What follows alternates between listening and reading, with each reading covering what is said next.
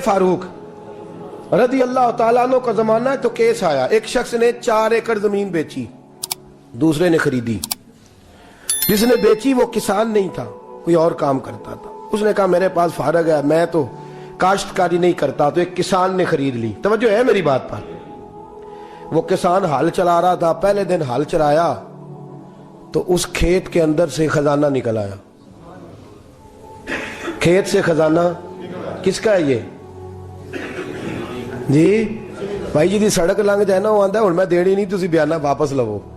اب تو سڑک گزر گئی ہے، مجھے تو پتہ ہی اب چلا ہے کہ یہاں ہاؤسنگ سوسائٹی آنے والی، میں تو نہیں دیتا ہی، رکھ لے آپ۔ کیا نکل آیا؟ ہیرے جواہرات چاندی لال نکلا ہے۔ اب اٹھا کے نا وہ شخص نکلا ہے، وہ رکھ لیتا، سنبھال لیتا، کیا ضرورت تھی؟ ویسے بھی لوگ تو پیسے بتاتے ہی نہیں کتنے۔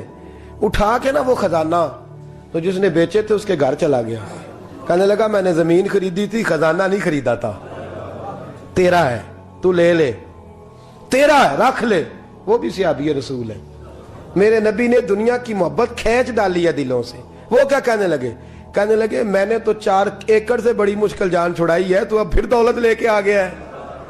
اس نے کہا یہ تیرا ہے، تو ہی رکھ، میں نے زمین بیچی تھی تو جو اس کے اندر تھا وہ سارا ہی تیرا ہے، بیچ ڈالا تھا۔ کہنے لگا نا میں نے زمین خریدی ہے، خزانہ نہیں خریدا۔ وہ کہنے لگا نا بھائی میں نے تو ہر شے بیچ دی ہے، اس میں سے پھل اگے، پھول نکلے، وہ سارے۔ جاگ رہے آپ لوگ؟ آکو ہے ہی کام جاگن والا ہے، یہ ہوتا ہی نہیں۔ یہ عجیب معاملہ ہے نا جی۔ یہ فرشتے ہیں جو دنیا میں بستے تھے، یہ انسان تھے جن کو فرشتے بھی دروازے کھول کے دیکھتے تھے، یہ کیسے انسان ہے۔ اب مقدمہ حضرت عمر کے پاس آ گیا، توجہ ہے میری بات پر؟ حضرت عمر فاروق کے پاس آیا، حضرت عمر فاروق نے دونوں کی بات سنی تو جس نے بیچی تھی اس سے کہنے لگے پرانے مالک سے، چل یار تو لے لے، مجھے لگتا ہے کہ تیرے ہی ہیں، تیرے بس بڑوں نے دبائے ہوں گے، تو نہیں نکال سکلا، تو ہے تو وراثت تیری بنتی ہے نا، رکھ لے۔ کہنے لگا عمر آپ کیا سرائی کر رہے ہیں؟ اگر یہ بات غلط ثابت ہو گئی اور قیامت میں مجھے اس خزانے کا حساب دینا پڑا تو آپ میرے ساتھ اٹھیں گے نا، میرا بوجھ اٹھائیں گے نا؟ حضرت عمر کہنے لگے جی میں کوئی نہیں اٹھاتا، میں تیرا بوجھ۔ اب وہ جس کو بیچا تھا حضرت عمر کہنے لگے بھائی اس نے تو تجھے دے دیا تھا، اب تیرا ہے تو رکھ لے۔ کہنے لگا عمر آپ قیاس کر رہے ہیں، آپ قیاس کر رہے ہیں، اگر قیامت والے دن میں پھنس گیا تو میں آپ کا نام لے لوں اللہ کی بارگاہ میں؟ حضرت فاروق اعظم نے نا سر پکڑ لیا، فرمایا میں فیصلہ ہی نہیں کرتا، تم حضرت ابی بن کعب کے پاس جاؤ رضی اللہ ہو۔ حضرت ابی بن کعب کے پاس آئے اور آ کے ان دونوں نے کہا حضرت جی ہمارا ایک کیس الجھ گیا ہے۔ فرمایا وہ کیا؟ صحابہ وہ صحابہ تھے جن کی ہر صبح عید ہوتی تھی، خدا کا قرب حاصل تھا، نبی کی دید ہوتی تھی۔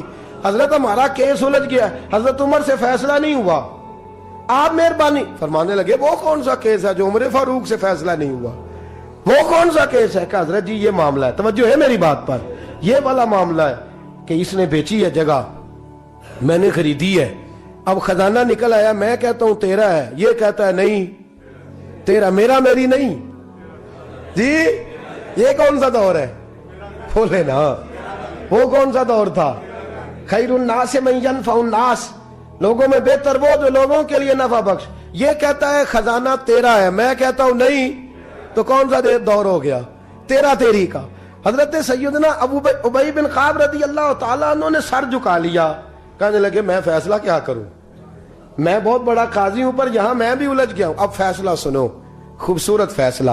حضرت ابی بن کعب اس سے پوچھتے ہیں بیچنے والے سے تیرے بچے کتنے ہیں؟ کہنے لگا جوان بیٹا ہے۔ خریدنے والے سے کہتے ہیں تیرے کتنے بچے ہیں؟ اس نے کہا جوان بیٹی ہے۔ کہنے لگا میں ان دونوں کا نکاح کر کے سارا سامان انہیں جہیز میں دے دیتا ہوں، ان کا نکاح کر کے سارا کچھ انہیں جہیز میں دے دیتا ہوں، تیرے گھر بھی آ جائے گا، تیرے گھر بھی۔ یہ فیصلہ سیدنا ابی بن کعب رضی اللہ تعالیٰ عنہ نے دیا۔ لوگ رو رہے تھے، کہہ رہے تھے کیا بات ہے اس فیصلے کی، کیا بات۔ ایک نوجوان تھا مینا کے بازار میں، دوڑا جا رہا ہے، ایک بابا جی اس کو ملے، بزرگ، تو ان بزرگوں کے اس نے، توجہ ہے میری بات پر آپ، ان بزرگوں کی تھیلی اس نے اشرفیوں والی چھین لی، چھین کے دوڑ گیا، کافی آگے چلا گیا تو گر گیا، جب گرا تو نظر آنا بند ہو گیا، لگا اللہ کے ولی کی بے ادبی ہوئی ہے اس لیے نظر آنا بند ہو گئی، بے ادبی ہو گئی، بڑا پریشان ہوا، سخت آزمائش کا شکار، کیا کروں کدھر جاؤں، جب بڑی سخت تکلیف کے اندر وہ گرفتار ہوا تو لوگوں سے کہنے لگا مہربانی کرو مجھے بابا جی سے معافی لے دو. گرا جو ان کی نگاہ سے وہ سنبھل نہیں سکتا. اللہ والوں کی بے ادبی اللہ کو بڑی ناپسند ہے. اللہ والوں کی بے ادبی اللہ کو بڑی ناپسند ہے. اس سے ضرور بچیں. اللہ تعالیٰ ہمیں بچنے کی توفیق عطا فرمائے. پکڑ کے بابا جی کے پاس لائے. بابا جی معاف کر دیں, آپ کی وجہ سے آنکھیں چلیں گی. بابا جی کہنے لگے نہیں میں نے تو بد دعا دی نہیں. تو وہ کیسے؟ کہنے لگے میرے ساتھ جب کوئی مسلمان زیادتی کرتا ہے تو میں فوراً ہی معاف کر دیتا ہوں. کہا جی میرے لیے دعا کر دیں. دعا کی, بابا جی کی آنکھیں ٹھیک. بابا جی نے دعا کی, نوجوان کی آنکھیں صحیح ہو گئی. لوگ چلے گئے تو وہ نوجوان قریب بیٹھ گیا. کہنے لگا بزرگو آپ نے جو کہا میں نے مان لیا, پر ایک بات میری سمجھ میں نہیں آئی. کہا وہ کیا؟ کہا آپ کہتے ہیں میرے ساتھ کوئی مسلمان بھی زیادتی کرتا میں فوراً معاف کر دیتا ہوں. فوراً تو معافی دی جاتی نہیں, دی جا سکتی نہیں. تھوڑی دیر تو بندے کے دل کو تکلیف رہتی ہے. آپ نے جو نہیں نا بات, لوگ باریکی میں جاتے ہیں نا بہت سارے.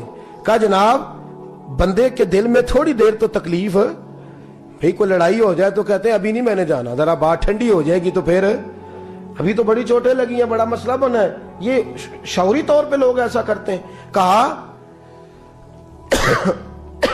فوراً کیسے آپ نے معاف کر دیا؟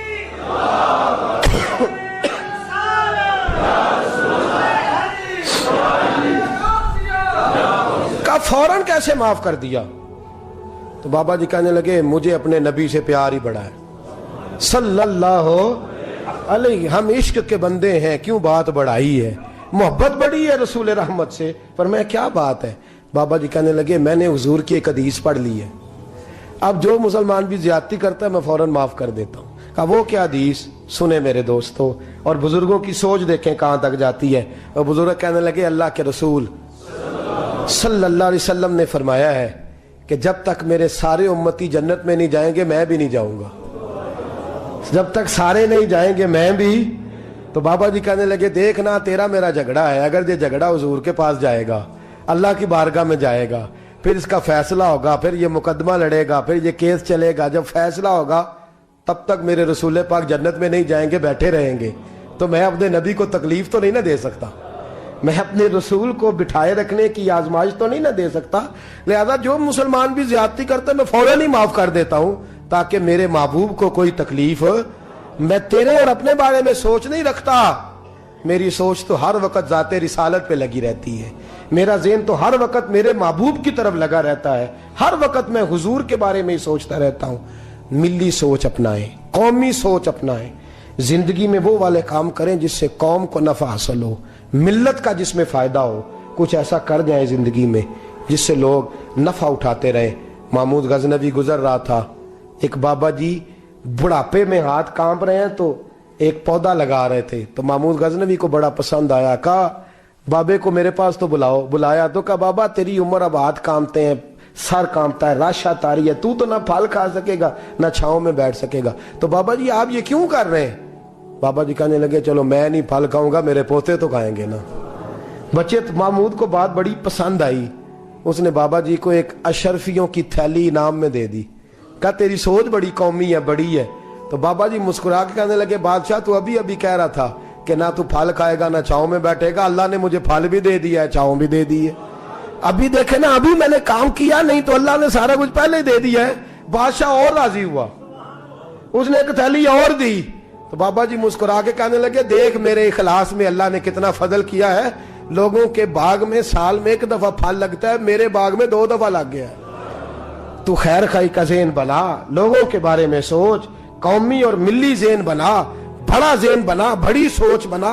وہ والا کام کر جس سے زیادہ لوگوں کو فائدہ ہو, زیادہ لوگوں کا نفع ہو, وہ والا کام کر. قومی ملی ملت اسلامیہ کی سوچ بنا, عالم اسلام کی بات کر, مسلمان کا بھلا کر, اپنے وطن کا بھلا کر, اپنی ملت کے بارے میں سوچ. جب تو یہ کام کرے گا تو اللہ تجھے وسائل بھی بڑے ہی عطا فرمائے گا. اللہ تبارک و تعالیٰ تیرے لیے رحمتوں کے دروازے بھی زیادہ ہی کھولے گا. تو فرمایا زمین میں وہ قائم رہے گا جو لوگوں کا بھلا کرے گا, دوسروں کے بارے میں سوچے گا. وہی دنیا میں زندہ رہتے ہیں جو لوگوں کے لیے نفع بخش بن جاتے ہیں. جو ذات کی بات کرتے ہیں وہ بڑی جلدی فنا ہو جاتے ہیں. دوسروں کی بات کر, تو ہمیشہ رہے گا, تو باقی رہے گا, تو قائم رہے گا. تو ہمیشہ صبح قیامت تک تیرا نام جپا رہے گا. میرے اعلیٰ حضرت فرماتے ہیں بے نشانوں کا نشان مٹتا نہیں, مٹتے مٹتے بھی نام ہو ہی جائے گا. ہمیشہ مدحت خیر الانام میں گزرے.